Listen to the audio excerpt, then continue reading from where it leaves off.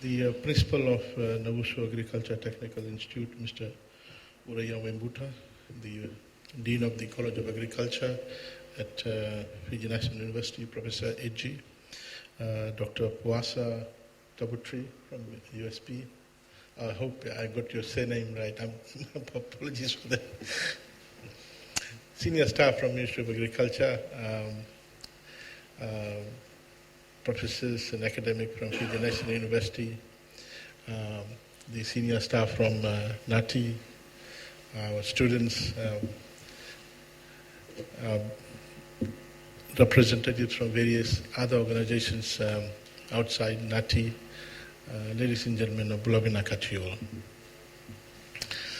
Ladies and gentlemen, we are all gathered here today to have a discourse on this issue of desertification, degradation of good land in Fiji and around the globe.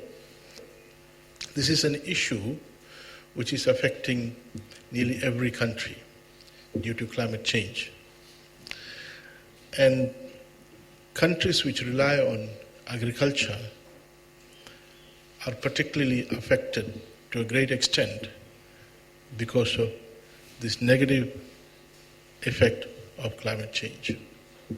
Now, we may not see a major issue of desertification now, but all these things get to a stage where it is a critical issue progressively over time. So sometimes when we don't see it as a major issue at that particular point in time, we tend to not do anything. Now, the United Nations have identified dedicated days to get people to at least dedicate that day for a mass movement, for a national discourse, national inquiry, or establish plans to undertake an inquiry, particularly set up at institutions such as universities and research institutions, agenda for problem-solving research. So these dedicated days, basically, sometimes we say that, just recently there was a day, Environment Day, and someone said to me, Minister, every day should be Environment Day. I said, absolutely, absolutely. Every day should be Environment Day. Every day we should be conscious about our conduct on the environment, our behavior on the environment, and everyone should be thinking about the environment every moment. We must be conscious about what we do when we walk outside our home, work on the farm, outside our workplace, be it households, farmers, business sector, those who are extracting resources from our nature, from our biodiversity, whether it's gravel extraction, whether it's gathering of timber or non-timber products from the forest. So every day we should be conscious of our conduct and its implication on the environment. Every day. But the dedicated day is there to look at the stats. If the stats are not there, then develop an agenda to collect the stats on that particular issue, whether it's environment, whether it's biodiversity, whether it's desertification, degradation, whatever the dedicated day is. Undertake a discourse, jog people's memory that, hey, this is an issue that we need to deal with. Have a mass movement, involve people, involve children in particular, students in particular. Why? Because they are the future. They will be the leaders. They will be in the driver's seat. And us, we need to be conscious of the decisions because these decisions will affect them and the future generations. So this dedicated day on that particular theme. And here we are about this dedicated day, which is tomorrow, on desertification and land degradation, is to say where we are, take a stock, and where are we going with regard to logging activities, with regard to agriculture activities, with regard to mining activities. I mean, those who have traveled widely in Vanuatu, if you go towards Boa, as you passed Dreketi, on your left, I'm talking about going from Nabasa town, if you're coming from Nambuwalu, then it will be on your right. You will see the soil pile there, which is the residue from bauxite that has been mined. Now, when I was traveling a few days ago too, last week, yesterday I didn't travel towards Boa. Last week when I was there, and I said, so what's going to happen here? Can anything grow on this place? You see, that's a glaring example of desertification and degradation. What was the plans for once you allow that level of extraction? So what was the plan for them to do, or things to do, to ensure that we get back to a green plain? At the moment it is all red, just bare soil, red soil, piled after bauxite was extracted. So ladies and gentlemen, if you are thinking that you look around Navuso, you see it totally green, there's no issue about desertification, land degradation, then you are mistaken. You're mistaken. There is a rush for growth and development. And this rush is not only in Fiji, but a lot of countries. They are running to achieve high growth rates. And it is because people want better facilities. People want better life. People want better services. And this is only possible if the economy grows. When the economy grows, there's more revenue for the government. When the government gets more revenue, then government will then provide the basic public goods. Better road facility, water, electricity, education, health, security. These are all public goods that individuals cannot provide. So the public comes in and provides because of indivisibility in nature, and there are other reasons why goods are classified as public good, and therefore government comes in to provide. But in this rush to get high growth rates, there are sometimes we fail to see the long-term impact on approval of those investments. As Environment Minister, nearly every week I get complaints from investors who have submitted for environmental impact assessment for their particular project, saying that taking too long, the requirements are very high, why am I required to do an environmental impact assessment, why can't it be exempted, I'm creating so many jobs, COVID-19 has just taken place, where there's so many people who are looking for jobs, I want to invest, I'm going to create, 200, 300 jobs, etc. They're putting pressure on us. But we are saying that for the short-term gain, we don't want to compromise our environment, our biodiversity, which will affect the quality of life of the future generation. And that is why we are very particular in requiring that any investment which interacts with our nature, our biodiversity, must undertake an environmental impact assessment. We are also now require the consultants, of course, they need to be registered with the Ministry of Environment, all those consultants who can be hired to undertake EIA. But we are now going a step further to allocate the consultants on subject area wise. There will be EI which requires hydrology. There will be EI which requires more flora kind of biological studies, etc. Geotech study. So different environment impact assessment. We are developing a pool of expertise who can only be hired to undertake that particular environmental impact assessment. So, ladies and gentlemen, as I said earlier on, the idea of a dedicated day is to generate discussion, discourse, and ask critical questions about what we are doing, not only as an individual, but to interrogate others who are constantly trying to take shortcuts to deal with our biological resources. There are certain endemic species that we have in this country. If we extinct them, then that's it, they're gone.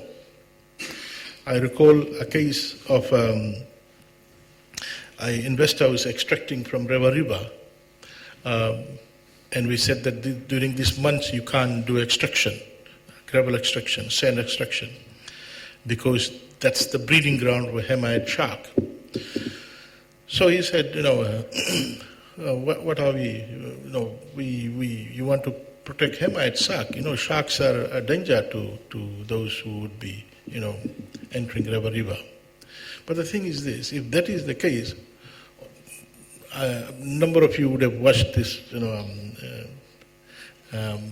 these natural videos about nature in African regions, Savannah and a few other places. That means there's no need to have tigers and lions and hyenas. They're the most notorious. Hyena I categorize as the most notorious animal. Every animal species, every plant species have a role to play in this world. And if you want to exist and have a quality of life, then we need to coexist. So what we said to them is that, look, there is this certain period, that the spawning period, that we can't disturb them. And we are giving you some other area to extract. And you knew from the last so many years that period you cannot extract. You should have made an alternative plan to utilize your labor. I said, I'll have to send people home during this spawning months. So it is in this regard that Fiji is a signatory to a number of international conventions, because individually, if the countries will say that I'm not going to sign, these are global issues.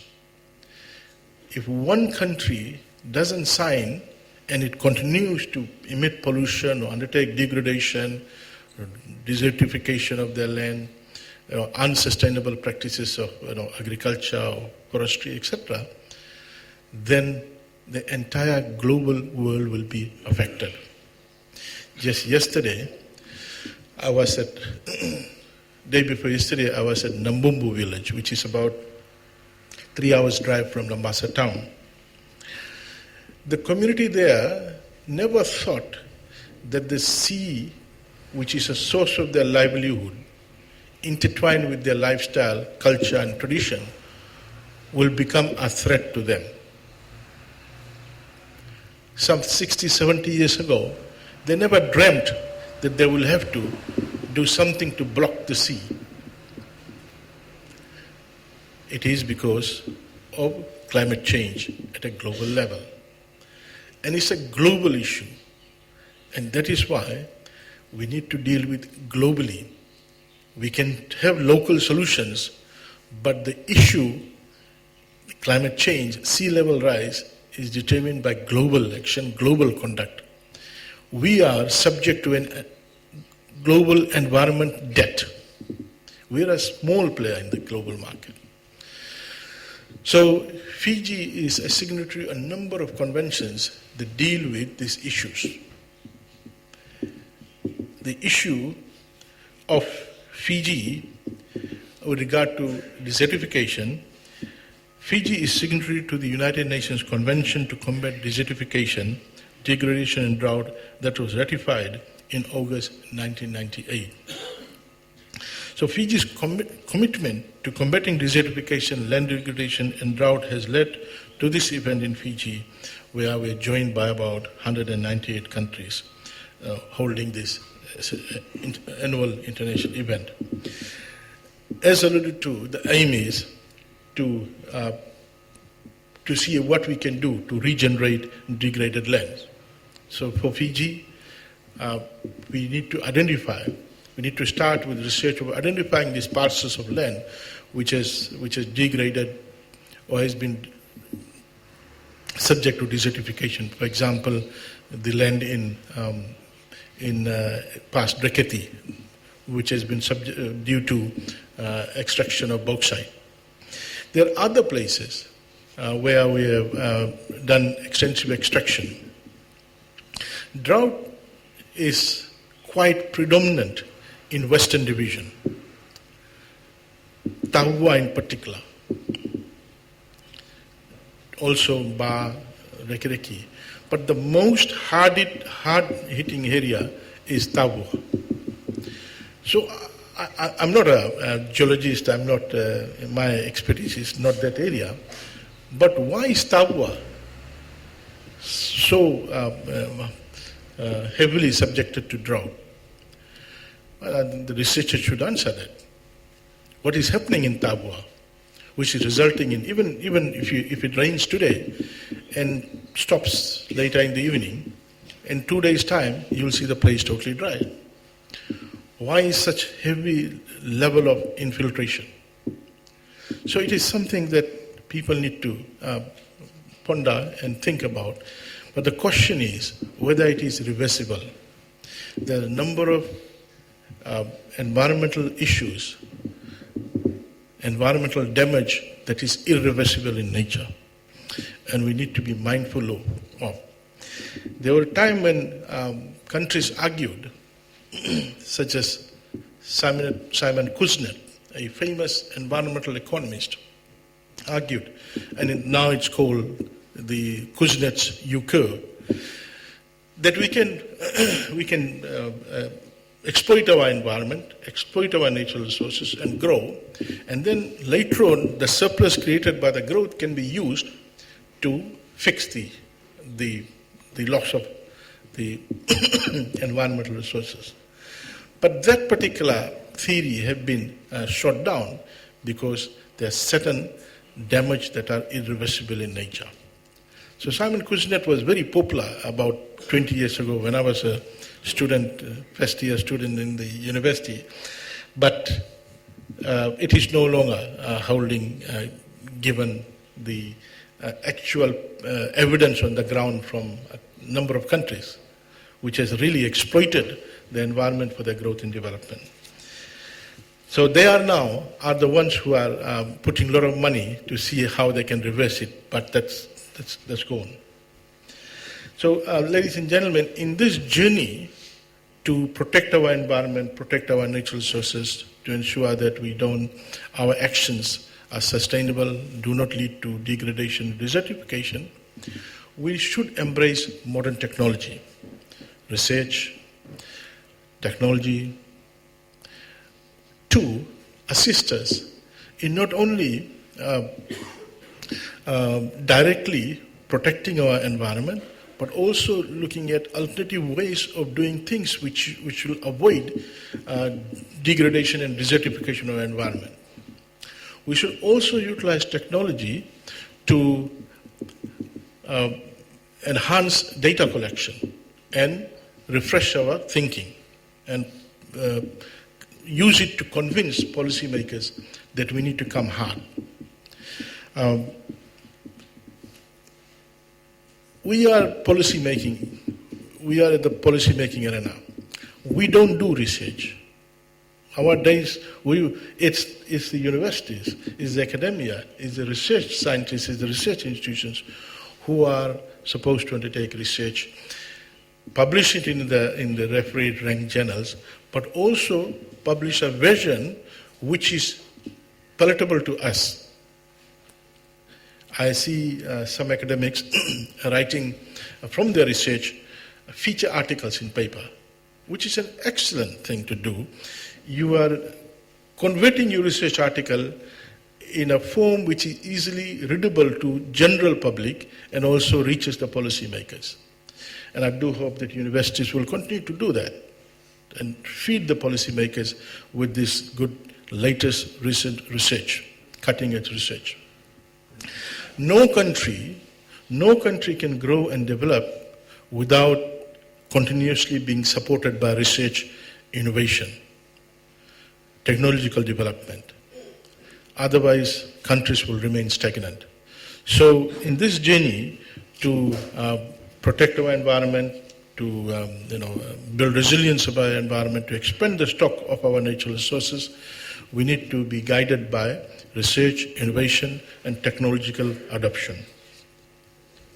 And in this, the ministry is ready to work very closely with Fiji National University, our own national university, other institutions, intermediary institutions like NATI and other universities. We've got USP, we've got University of Fiji. It's very important that we utilize the limited stock of expertise we have. All these institutions are funded by the government, and it is important that academics in these universities, researchers, don't only look for additional grants, but come forward and do research and give it to us, because anyway we are funding them. So, ladies and gentlemen, to conclude, action can be taken at all levels, from citizens, businesses, governments, non-government organizations, private partners, academia. Everyone can come on board and lend a helping hand to rise up from the drought together. I was mentioning to a few of my colleagues is that, I hardly see debates in universities. I hardly see public lectures, symposiums, regional conferences happening at universities. We need to see more of this, because unless and until you interrogate ideas that they're developing, the research that they're doing, you can't create a new body of knowledge. And the entire country's progress is dependent on every day, every week, every month, the academia creating new body of knowledge. And that body of knowledge can only be made public after it has been thoroughly interrogated, thoroughly debated by other scientists within and outside Fiji. And this can be done using a number of ways, symposiums, public lectures, debate, panel discussion, but I don't see this happening. So thank you. The Ministry for Agriculture is willing to work together with whatever resources we have. We would want to share with our partner institutions, and I look forward to that particular collaboration. And thank you very much for your presence today, and please make sure that you contribute in your own way of protecting desertification, or ensuring that desertification doesn't take place, land degradation doesn't take place. Every small way will add up. Thank you, and wishing you all a very happy day against desertification, degradation and drought. And it's my pleasure to officially open the 2022 Fiji World Day to Combat Desertification, Degradation and Drought, and officially launch the Sustainable Landscape Approach site here in Navuso Agricultural Technical College. Thank you, Naka.